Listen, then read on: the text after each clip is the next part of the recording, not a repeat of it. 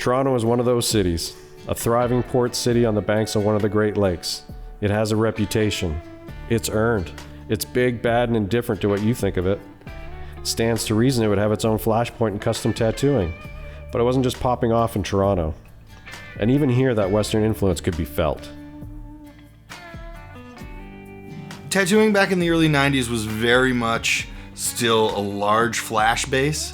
You know, when I moved up here, there was like 2 or 3 historical shops up here, Beachcombers, Adventure, and some weird one called the Chinaman. Has anybody mentioned that guy to you? The interchangeable guy, that there was 2 or 3 of them.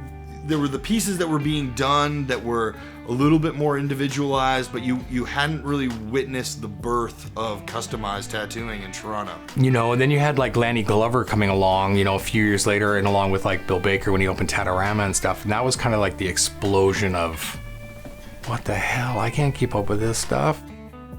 When I opened this place, this was the first custom tattoo shop in London, and I think the only other people doing custom work in Ontario that I'm aware of, I'll probably be corrected on this at some point, but the only other people doing custom work that I know of in Ontario were Lanny Glover and Bill Baker, and that was it.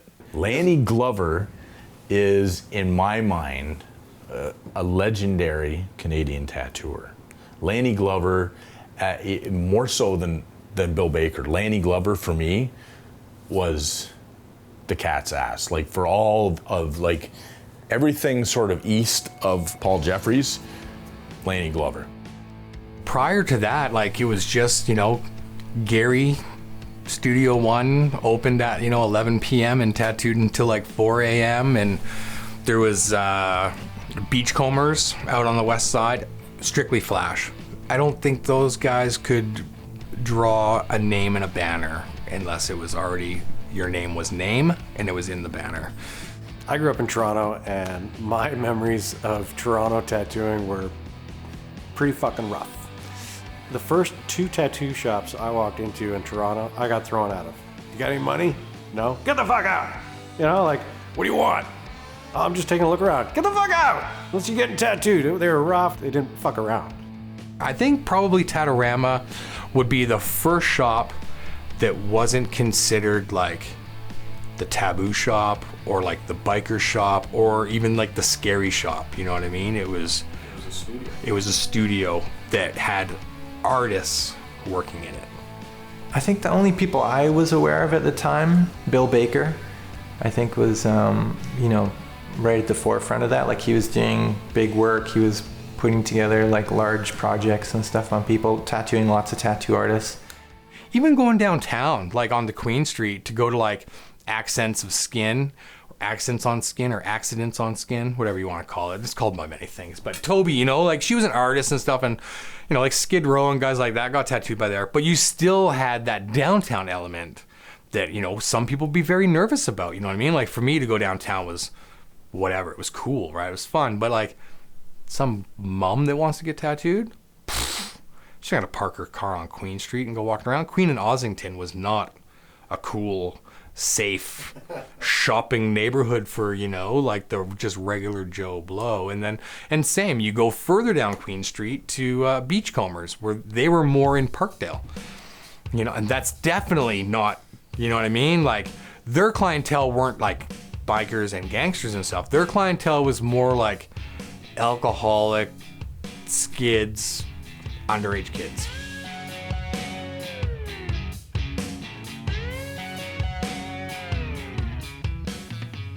And a lot of the guys we were getting tattooed with back then were like straight up gangsters and thugs and drug dealers, right? So it was a time, man.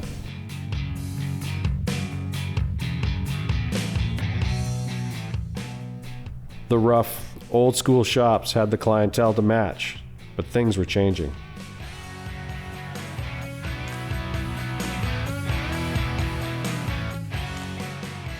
Possibly the only one that had a very drastic difference was Tattoo-Rama. There was Scott McKeon. I knew Bill Baker was there at the time, but it was a foreign thing. When I went to Toronto, every shop was crammed on Queen Street and doing small, like flash and nothing that exciting that I knew. Scott McKeon came from New Zealand, but he was established in Toronto, and we knew he could put ink in, and he was like doing big stuff. So, and then Scott McKeon, I think, to me was like, you know, right there, right at the same level. Or I feel like Bill Baker brought Scott McKeon up a little bit. I think Bill was a real formative figure in Toronto on the scene, because if I think about, you know, Scott sort of being the newest school version, you know, and he was influenced from Bill, and then Bill from Paul Jeffries, and Paul Jeffries from the Dutchman. So yeah, that's interesting, yeah. But there were other shops too, like Lower East Side Tattoo in Scarborough.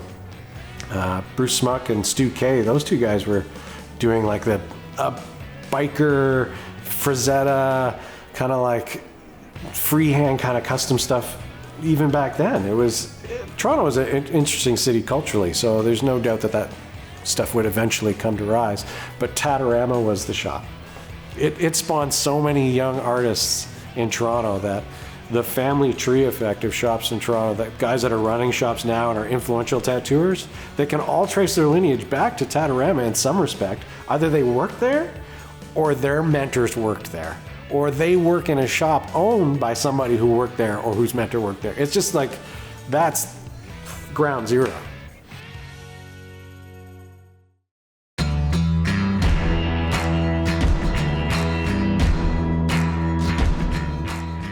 Eventually, Toronto was having its own tattoo explosion. New school artists that had worked so hard under their mentors were now making a go of it on their own. This big dynamic city was hungry for this wave of custom artists. Yeah, Scott McKeon was an icon in Toronto. I think he had carried all the stuff that he had learned from Eddie Deutsch.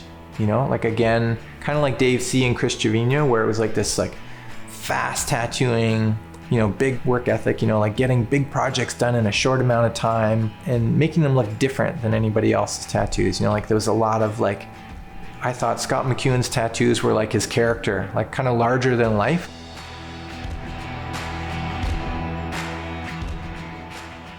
As important as Bill Baker was in tattooing in Toronto, people that worked under him obviously have had a much longer lasting impact because they're younger and they've opened shops. And number one amongst them was Scott McKeon. His work was big, but his personality was big, and he was really getting out there. Scott, his influence on Canadian tattooing on the eastern side of Canada, or central eastern, was really important. He was one of the few guys at the time that had gone and spent some time in Japan before it became like the cool hip thing to do. You know, he was already doing that. He opened Lucky 13 and then eventually TCB Tattoo, and his personality and style were so big.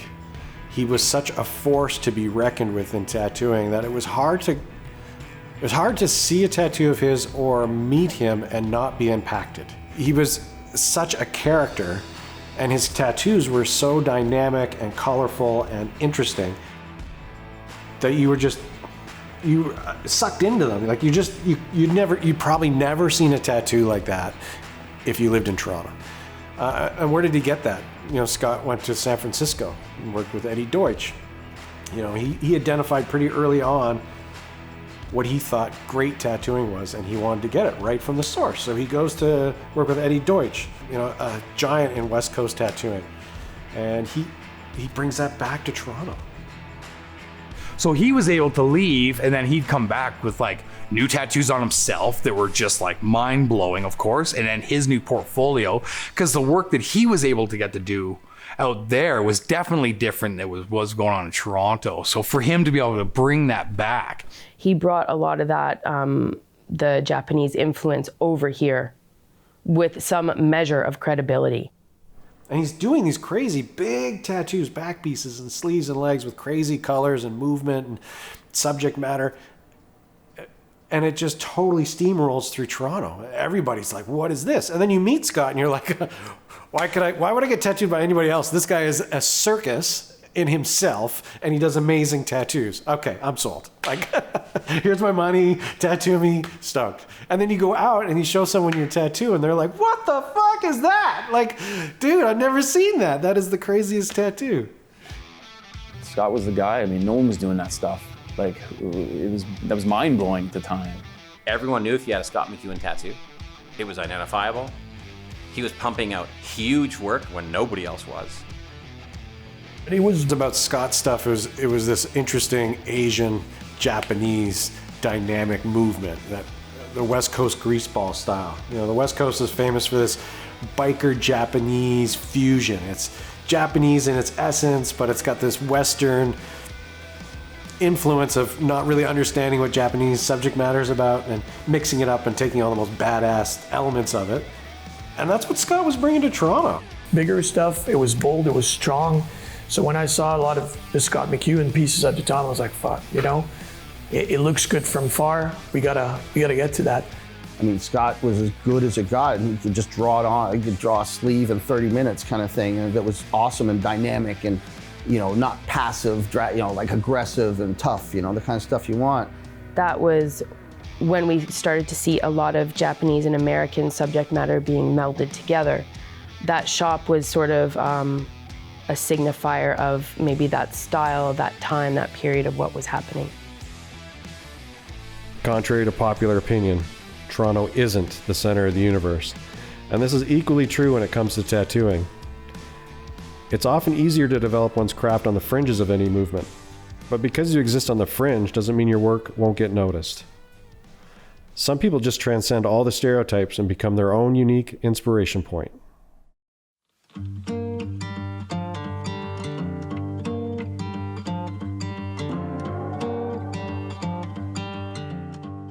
In the early 90s, Mike Austin, I guess he's an Ontarian tattooer, right? But Mike Austin was a legend, but he was kind of a ghost, right? Did you see that piece from Mike Austin?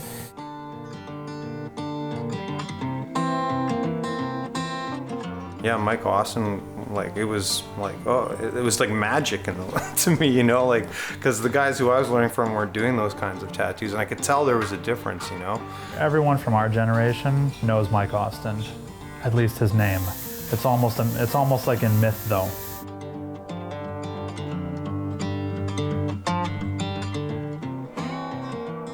Everybody in Europe knew who Mike Austin was.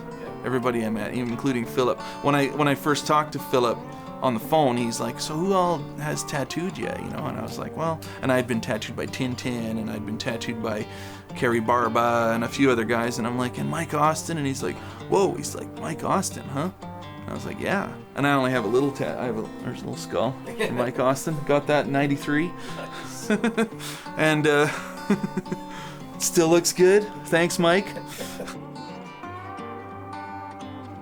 It was gray washes that he was doing in those years. I was like, I'd seen it before from Philippe Leu, but Mike Austin was on that level, you know, of like this superstar, you know, like, but underground star. It had a really nice sense of fantasy and whimsy, and I was really a huge fantasy art freak, like Rosetta and Vallejo and like all those like pulp comic.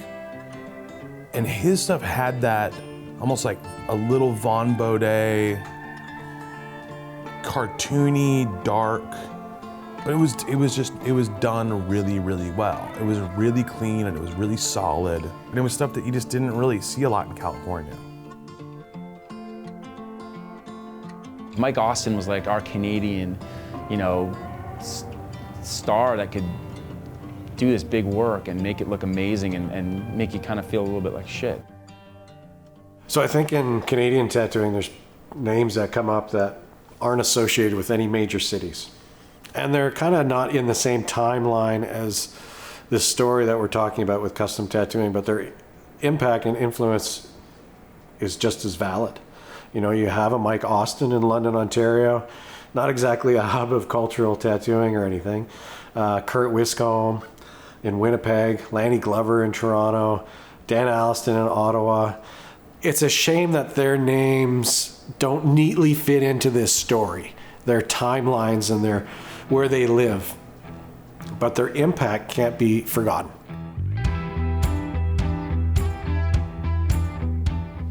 Kurt Wiscombe came from Thompson, Manitoba in the middle of nowhere and came down to Winnipeg to tattoo and ended up a guy in Winnipeg. Okay, Winnipeg was closed to tattooing. And then he goes to Europe to get tattooed by Philip Liu and starts a relationship, like a friendship with him. And that brings that influence back to Canada. That's crazy.